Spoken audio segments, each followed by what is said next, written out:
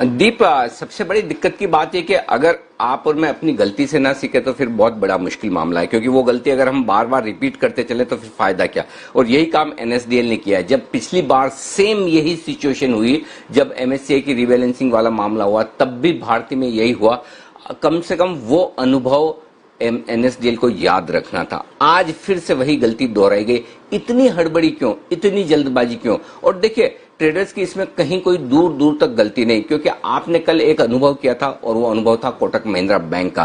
किस तरह से वेटेज बढ़ने पर, फ्लोज आने पर कोई स्टॉक चाहे वो निफ्टी का हो, लेकिन इस तरह से दौड़ सकता है जैसे कि मिड कैप शेयर हो और दूसरे दिन मिलेगा नहीं। जिस तरह की दौड़ कल कोटक ने लगाई है, और उसी को देखते हुए आज सारे के सारे ट्रेडर्स ने भारतीय एयरटेल में खरीदारी की। जैसे ही ये ग्रीन सिग्नल आया कि विदेशी निवेश की सीमा 100% है, जगह खुली है, वेटेज बढ़ेगा, और उसके बाद क्या था, सबको तेजी थी। और ये कई बार ये होता है कि आप कहीं सोर्स बेस्ड खबर होती है, सोर्स बेस्ड खबर देखते हैं, सुनते हैं, चलाते हैं, वायर्स पे होती है, एजेंसीज पे होती है, लेकिन ये तो ऑफिशियली कस्टोडियन, रजिस्ट्रार, इनकी किसी के पास नहीं, बल्कि खुद डिपॉजिटरी के पास है। अगर डिपॉजिटरी ये खबर डाले कि नहीं, आप 100% इसमें विदेशी निवेश की सीमा मानकर चलें, और फिर कुछ ही मिनटों और घंटों में आपको ये बदलनी पड़े, तो ये वाकई में बड़ी चौंकाने वाली बात है। मुझे लगता है कि एनएसडीएल को इससे एक सबक लेना चाहिए। और दूसरी बात ये, मैं बार बार कहता हूं कि जवाबदेही सबकी तय होनी चाहिए, और फिर चाहे वो कोई डिपॉजिटरी क्यों ना हो, कोई एक्सचेंज क्यों ना हो, कोई और रेगुलेटर क्यों ना हो।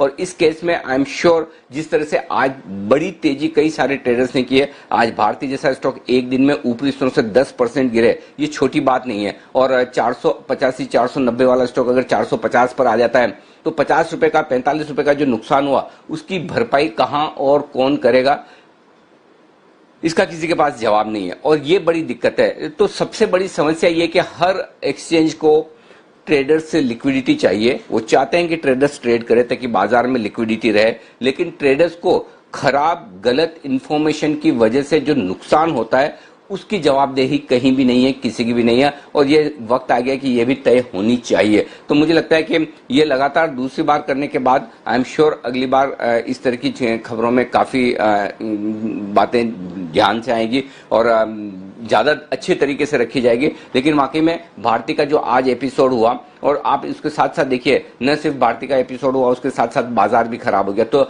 जो डबल मार पड़ी है ट्रेडर्स के लिए, उसके लिए मैं सिर्फ यही कह सकता हूं कि बस मेरी भावनाएं आपके साथ है। बाकी इसमें कुछ शायद ही कुछ होता हुआ दिखे, लेकिन ये वाकई में बड़ी चौंकाने वाली बात है, चिंता की बात है कि एक ही बात पर आप दो बार एक ही तरह की गलती करें। ये थोड़ा सा समझना मुश्किल है, और फिर इसीलिए होता है कि फिर लोग इस बात का मतलब निकालने की कोशिश करते हैं, क्या ये जानबूझकर तो नहीं हुआ, किसने किया, क्यों किया, पहले भी हुआ था, पता होना चाहिए। अब फिर वो ढेर सारे सवाल उठते हैं, उनके जवाब देना किसी के लिए भी मुश्किल होगा। तो मेरा ये मानना है कि ये वाकई में एक ऐसी गलती थी जिससे बचा जा सकता था, लेकिन अनफॉर्चुनेटली ऐसा हुआ नहीं। जी दीप।